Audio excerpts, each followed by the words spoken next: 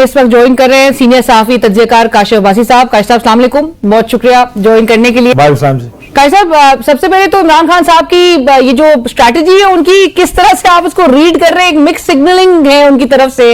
आपको याद होगा गुज़िश्ता हफ्ते हम बात करते थे, उन्होंने मुज़ाकरात की पेशकश की थी। उससे पहले वो चाह रहे थे कि जी इदारा न्यूट्रल हो जाए, जिसकी आज उन्होंने वजाहत भी की और उन्होंने कहा कि मैंने गैर सियासी होने का कहा था, न्यूट्रल तो जानवर होता है। आज वो हुकूमत को भी कह रहे हैं कि जी इनके पास सिर्फ 2 माह का वक्त है। गुज़िश्ता रोज उन्होंने साफियों से गुफ्तगू में एक 2 कंडीशन अपॉलॉजी ऑफर भी दे दी है कि जी मैं माफी मांगने को तैयार हूं, अगर तो आप साबित कर दें सीसीटीवी फुटेज में कि अगर मेरे बंदे इन्वॉल्व हैं मुल्क में आग लगाने के हवाले से, या फिर आप माफी मांगे। सो ये आप इससे क्या अखज़ कर रहे हैं? वाकई में वो संजीदा हैं अपोलोजाइज करने के हवाले से, या आपको लगता है कि वो सिर्फ चाह रहे हैं कि इदारे को एक्सपोज करें या रिडिक्यूल करें? देखिए, एक तो सियासत बहुत सी माइंड गेम्स का नाम है। सियासतदान का काम है माइंड गेम्स खेलना। 2 महीने रह गए हैं, ऐसे बयान देना जिसको देखकर अब आप पिछले अगर हफ्ता 10 दिन के इमरान खान साहब के बयान देखें तो आपको लगता है कि शायद एक डिपार्चर है, शायद एक पोजीशन से। हालांकि मुझे वो ज्यादा बड़ा डिपार्चर नजर नहीं आता उनका जो गुफ्तगू वो कर रहे हैं। वो आज भी कहते हैं कि सीसीटीवी फुटेज पहले से कह रहे हैं गायब है, आज भी कहते हैं सीसीटीवी फुटेज दिखाएं। और अगर उसमें पीटीआई के लोग आग लगाने में मुलविस हुए तो ये पहली दफा उन्होंने कहा कि मैं माफी मांग लूंगा। जब मैंने पहली दफा ये बयान सुने खान साहब के, मेरा ये ख्याल था कि बैकग्राउंड में कोई ऐसी गुफ्तगू हो रही है या कोई ऐसी कुव्वत या ताकत या कोई लोग या कोई ऐसा कुछ होगा जो उनको कहते होंगे कि आप अपनी पोजीशन में थोड़ी सॉफ्टनेस को नरमी लेकर आए, ताकि हम भी आगे आपकी जाके बात कर सकें। हम जब बात करने जाते हैं तो आगे से कहा जाता है देखो ये क्या कहता है। सो मुझे एक तो ये लगता है कि खान साहब का जो थोड़ा सा लेफ्ट राइट कर रहे हैं, अपने स्टेप्स एक कदम आगे या पीछे करते हैं, वो एक्चुअली अपनी पोजीशन नहीं बदल रहे। वो आज भी उसी पोजीशन में खड़े कि 9 मई मैंने नहीं किया। वो आज भी कहते हैं 9 मई मेरे खिलाफ साजिश है। वो आज भी यही कहते हैं कि उसका सबूत लेकर आए, कोई जुडिशियल कमीशन बना दे। So this is just playing with the situation. देखिए सूरत हाल भी काफी he is also known to be as a post master at generating ये साइकोलॉजिकल प्रेशर जो है, सो ये वो क्रिएट कर रहे हैं। देखिए, बहुत से लोगों को लगता था बड़े अरसे तक कि इमरान खान को शायद सियासत की समझ नहीं है। ये बड़ी गलतफहमी थी बहुत लोगों की। इमरान खान की सियासत की समझ क्या है वो अब शायद लोग मान रहे हैं आहिस्ता आहिस्ता कि वाकई है, तो the guy can do it. Situation read करना, और जब वो देखते हैं कि मेरा अब मुखालिफ कमजोर है, और ये फास्ट बॉलर्स इंस्टिंक्ट भी है ना कि वो जब कमजोर है वो उस टाइम बहुत ज्यादा प्रेशर डालते हैं अपने मुखालिफ के ऊपर।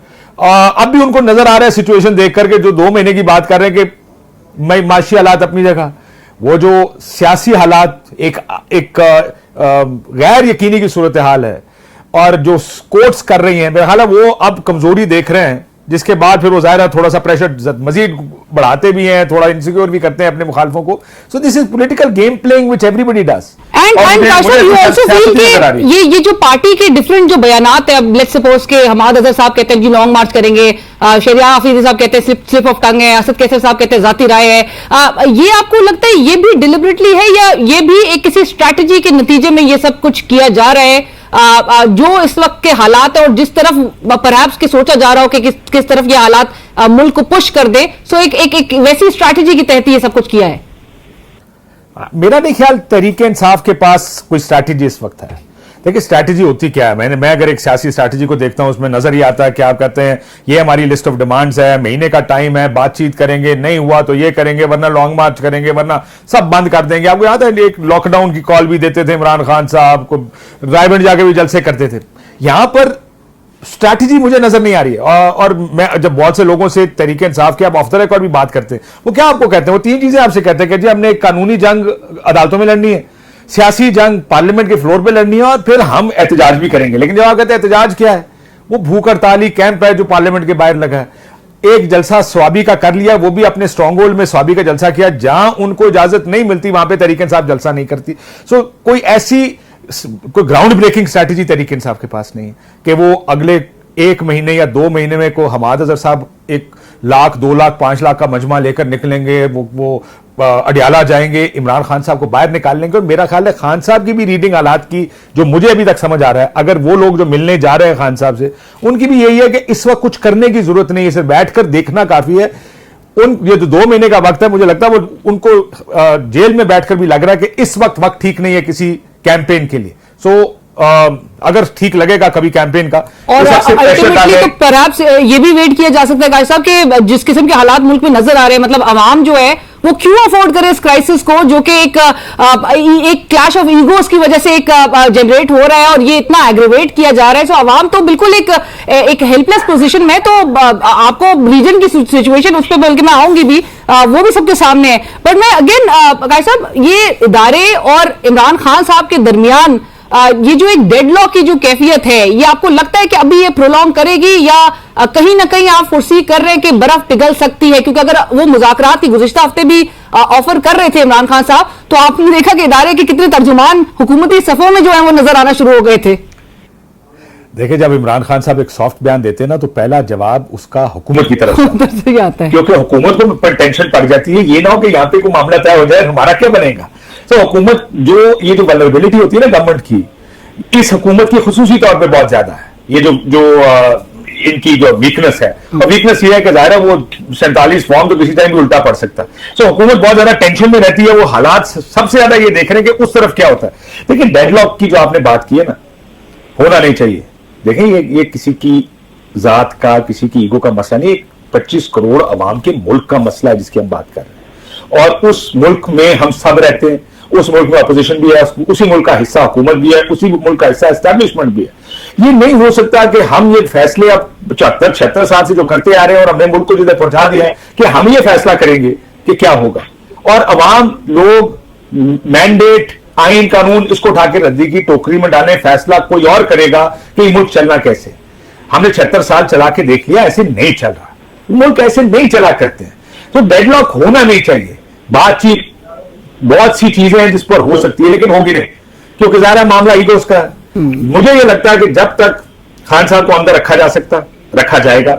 जब तक मुज़ाकरात के बगैर चला जा सकता है, चला जाएगा। मुझे ये नहीं लगता कि वो होता है मुल्क के वसीतर मफाद में और लगता है जनाब किसी का गुस्सा ठंडा हो गया, मुझे कोई बातचीत या डेडलॉक खत्म होता नजर नहीं आ रहा, विच इज बहुत ये अनफॉर्चुनेट बात है कि ये लड़ाई इस नहज पर पहुंच गई है। और इससे मूव ऑन तो करता कोई नहीं दिखाई दे रहा। आपने देखा, चाहे इदारा हो, इदारे ने भी कहा कि कोई माफी नहीं मांगी जाएगी, कोई मुज़ाकरात नहीं होंगे। इमरान खान साहब अगेन वो भी अपनी जगह से कोई भी फ्लेक्सिबिलिटी का मुजाहिरा करने को तैयार नहीं है। आपने बल्कि ये भी कहा था कि रेड लाइन जो है वो ये 9 मई के वाकयात कोई रेड लाइन भी नहीं है। बट बहरहाल एक चीज क्लियर हो गई है कि 9 मई से तो आगे इस नैरेटिव से बड़ा ही नहीं जाना ना दोनों एंड से।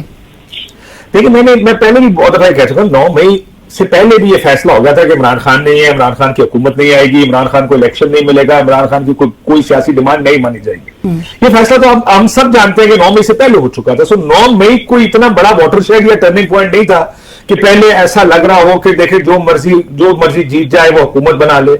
हालात तो पहले से ही ऐसे नजर आ रहे थे। So for me it wasn't 9 मई कोई इस तरह का टर्निंग पॉइंट नहीं था।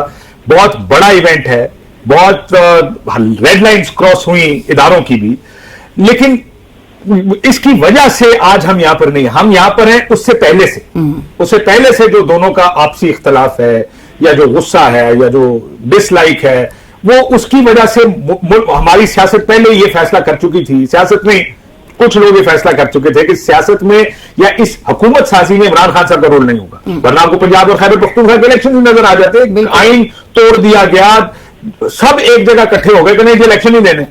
सारे कह रहे, अदालतें कह रही हैं, हाई कोर्ट ने कहा, सुप्रीम कोर्ट ने कहा ये आइन की खिलाफवर्जी है। बाद में भी फैसले देते रहे आइन की खिलाफवर्जी। उन्होंने कहा जी आइन की खिलाफवर्जी हो या ना, यहां इलेक्शन नहीं हो सकते क्योंकि ये आदमी पॉपुलर है, अगर इलेक्शन हुए तो ये हुकूमत बना लेगा। वही मामला आगे चला। मैं अपने प्रोग्राम्स में कहता था कि इट्स फनी कि एक उम्मीद पर एक स्ट्रैटेजी बनी है कि इमरान खान को गलती करेंगे और उसका आप फायदा उठाएंगे। And I used to say that hope is never a good strategy. Well, it worked. उनकी जो उम्मीद थी वो 9 मई को पूरी हुई। एक ऐसा ब्लेंडर हुआ जिसमें आपने देखा कि अब हम जाहिर है ये तो जुडिशियल कमीशन बने हैं या कोई इस तरह का कमीशन बने, लेकिन मैं आपको एक और वाक्य भी सुनाऊं। उधर से क्लाइम डाउन करना बड़ा मुश्किल है एस्टैब्लिशमेंट के लिए भी, क्योंकि जब डॉन लीक्स का एक इशू बनाया गया, मुझे याद है जब बाजवा साहब चीफ बने तो वजीर आजम पाकिस्तान नवाज शरीफ साहब को कहा गया कि यहां से एग्जिट चाहिए, इसका आउट चाहिए, कि ये जहां पे भी जाते थे सवाल ही पूछा जाता था डॉन लीक्स किया इन लोगों ने, बिल्कुल, तो कोई ना कोई रास्ता बाहर निकलने का भी चाहिए उनको। और उस वजह से आपको याद है वो नोटिफिकेशन आया जिसको रिजेक्ट भी कर दिया गया, लेकिन नोटिफिकेशन ये था कि बस बुजुर्ग को फारिग किया गया ताकि उनको रास्ता दिया जाए, एक एग्जिट दिया जाए कि वो जो एक नैरेटिव बना था उस नैरेटिव को एकदम इस तरह छोड़ भी नहीं सकती ना एस्टैब्लिशमेंट और फौज हमारी। सो ये बड़ा मुश्किल जगह पे निजाम, हालात और सियासत तीनों एक बड़ी मुश्किल जगह पे एक डेडलॉक की सूरत में आ गए कि कोई भी आगे नहीं बढ़ पा रहा और कोई पीछे नहीं हटना चाहता। राइट, ये दोनों जी काश साहब, और मैं इसमें यही ऐड करना चाही थी आपको एक फिफ्थ कन्विक्शन भी, फिर यानी कि कोई अगर पीछे हटने को तैयार भी नहीं है तो एक फिफ्थ कन्विक्शन जो कि 190 मिलियन पाउंड केस आप देख रहे हैं, ट्रायल जो है वो जिस तरह से अपने एंड को अप्रोच कर रहा है, तो उसमें भी एक आपको नजर आ रहा है एक जजमेंट जो है जो इनके खिलाफ होगी, दैट इज इन साइट। देखिए, अगर किसी किस्म का मामला सियासी तौर पे हल नहीं होता तो उसका दूसरा नतीजा जो ऑटोमेटिक कॉन्सिक्वेंस है, उसका ये नतीजा है वो ये कि खान साहब ने अंदर ही रहना है, उनको बाहर नहीं आने देना। और क्योंकि इमरान खान साहब अंदर रहकर तो चले आप हालात देख रहे हैं, फिर भी पार्टी जरा थोड़ा सा लोग नहीं इकट्ठे कर पाती, पंजाब में बड़ी डिसरे में है। इमरान खान साहब जिस दिन सड़क पे आ गए या सिर्फ अडियाला के जेल से बाहर आ गए, गेट से, बड़ी मेन गेट से उनकी गाड़ी बाहर, पता लग रहा हो टीवी चैनल कह रहे हैं इमरान खान साहब बेहा हो गए हैं, वो हालात या माहौल ही ऐसा होगा इस मुल्क में, वही बर्दाश्त नहीं होगा, शायद वही एक बहुत बड़ा गेम चेंजर बन जाए। तो इसलिए अगर तो ये फैसला हो गया कि खान साहब से हम बात नहीं करनी, उनके साथ कोई मामला तय नहीं हो सकते, तो फिर दूसरा उसका नतीजा यह कि उनको अंदर भी रहना है, उसके लिए केसेस चाहिए। इन्होंने शायद ये गलती कर दी कि बहुत जल्दी 2-3 केसेस का फैसला कर दिया। वो चाहते थे, हो सकता है वो, मेरा ख्याल था, लोगों का ख्याल था कि इसका इलेक्शन में फायदा होगा, उसका उल्टा नुकसान हुआ। लेकिन अब एक एक करके वो 2-3 केसेस ऐसे बनाए गए हैं जो अगले 4-6 महीने, 8 महीने, साल इमरान खान साहब को अंदर रखना, सजाएं दिलवाना, फिर एक प्रोसेस है बेल का, उसको डिले करना ताकि वो अंदर रहें। इमरान खान अंदर तो फिर काबिल कबूल है, मेरा ख्याल है इमरान खान जेल से बाहर काबिल कबूल बिल्कुल नहीं है, क्योंकि उसका बाहर आना एक बहुत बड़ी शिफ्ट इस मुल्क की सियासत में लेकर आएगा, जो मेरा ख्याल है इस वक्त उसके लिए तैयार नहीं है। राइट, आकाश साहब, ये जो बांग्लादेश का सिनारियो है और दोनों पाकिस्तान और बांग्लादेश दोनों में ये पॉलिटिकल जो सिनारियो ब्रू जिस तरह से कर रहा है, आप इसको कैसे कंपेयर करेंगे और क्या पैरेलल्स ड्रॉ किए जा भी सकते हैं या ये एक ओवर हमारे एंड से एक ओवर रिएक्शन के तौर पे देखा जाएगा? देखिए, पैरेलल्स ड्रॉ किए भी जा सकते हैं, लेकिन जो आखिर में वहां हुआ वो हमने कभी इस तरह पंजाब में या इस्लामाबाद में इस लेवल पे कभी देखा नहीं कि कोई ऐसा इनकलाबी काम हुआ हो पाकिस्तान में। आज भी इस बात पर जो आपने चीफ का बयान सुना होगा, बड़ा उस पर कहा गया कि इंतशार फैलाने की इजाजत नहीं दी जाएगी। सोशल मीडिया पे क्रैकडाउन भी होंगे वगैरह वगैरह, लेकिन मेरा ख्याल है पाकिस्तान और बांग्लादेश में काफी फर्क है। बांग्लादेश की एक तारीख भी है जिसमें इस तरह के आपने वाटरशेड इवेंट्स देखे हैं जिसने हालात और वाकयात बदल दिए, पूरे तारीख बदल दी बांग्लादेश की। पाकिस्तान में हमारे यहाँ पे लोगों ने देखे वोट डाल दिया 8 फरवरी, कम से कम पंजाब की हद तक, और अमूमन पंजाब इज वो जगह है जहां पे अगर कुछ हो जाए तो लोग कहेंगे कि यार अगर पंजाब में हो तो शायद कुछ बदल जाए। पंजाब में होता नहीं है, अभी तक किसी ने देखा नहीं है, कल हो जाए तो मैं इसके बारे में कुछ नहीं कह सकता, लेकिन लोग अमूमन वोट डाल के जलसे में जाके पुरसुकून जगह पे जाके, पुरसुकून मतलब पॉलिटिकल तरीके से अपना एहतजाज रिकॉर्ड करा रहे हैं। पहले से पिछले 10 साल में बहुत कुछ बदला है यहाँ पे। आप 2018 का इलेक्शन देखें, मुस्लिम लीग नून लार्जेस्ट पार्टी थी उस इलेक्शन के बाद पंजाब की जो एमपीए इलेक्ट हुए। लोगों ने नवाज शरीफ अंदर, मरियम नवाज जेल में, लेकिन फिर भी लोगों ने खामोशी से जाके उसको वोट डाल दिया।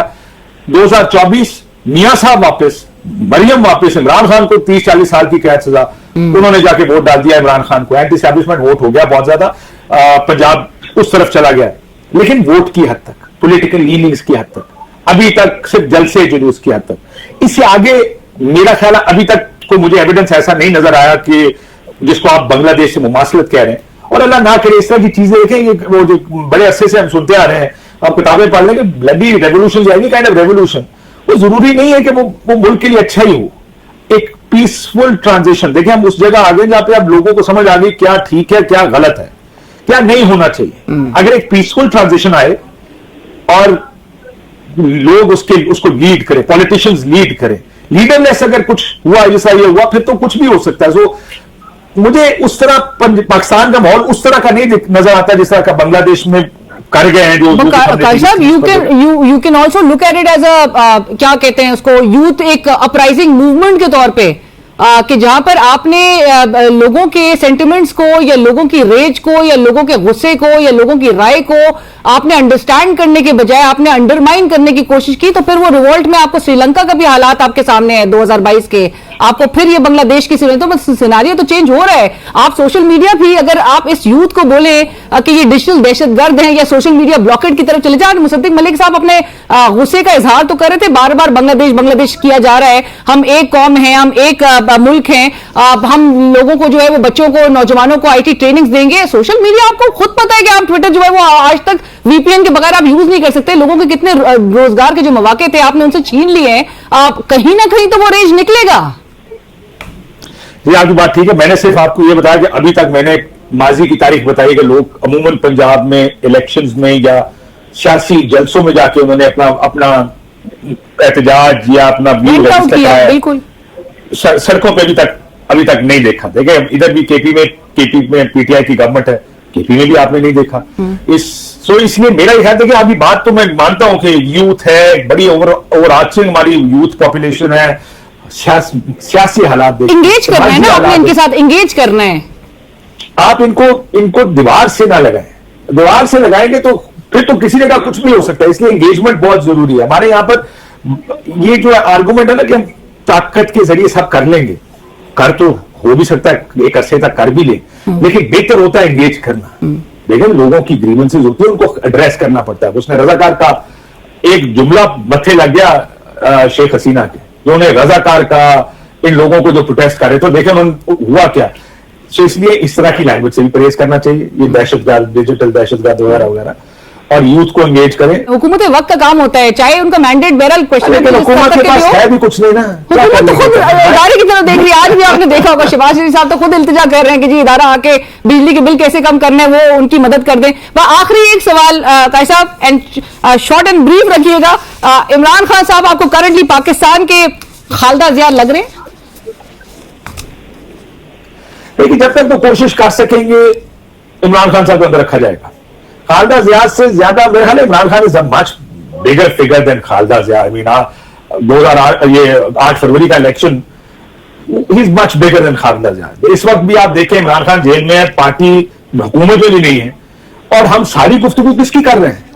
आप टीवी टॉपिक उठा के देखें, डोमिनेट कौन कर रहा है इस वक्त सारी गुफ्तगू को? इमरान खान डोमिनेट कर रहा है पॉलिटिकल गुफ्तगू को। नवाज शरीफ का जिक्र किधर है जिनकी हुकूमत है, शहबाज शरीफ की हुकूमत है? खाली मजाक और ठट्ठा लगाने के लिए बेटी वजीर आजम है, संदी डिप्टी वजीर आजम है, भाई वजीर आजम है, उसके बावजूद भी रेलेवेंस जो है वो बिल्कुल एक जिल के बराबर नजर आती है। Thank you so much. Relevance इसलिए मडियाला जेल की ज्यादा है इसके कि हुकूमत की ज्यादा हो, क्योंकि हम जैसे लोग अमूमन देखते हैं हुकूमत क्या कर रही है उसके ऊपर तनकीद करें, लेकिन इससे जो बहस ड्राइव कर रही है पाकिस्तान में वो ड्राइव हो रही है अडियाला जेल से और पीटीआई की पॉलिसी। सो दिस ये नाकामी है बहुत बड़ी उन तमाम ताकतों की जो हुकूमत में बैठी हैं, पॉलिटिकल फोर्सेस के, वो अपना नैरेटिव ना बयानियां बना सक रही हैं, ना लोगों को अपनी तरफ मुतवज्जो कर सक रही है, ना कोई रोड मैप देख सक रहे हैं इकोनॉमी के भी हवाले से।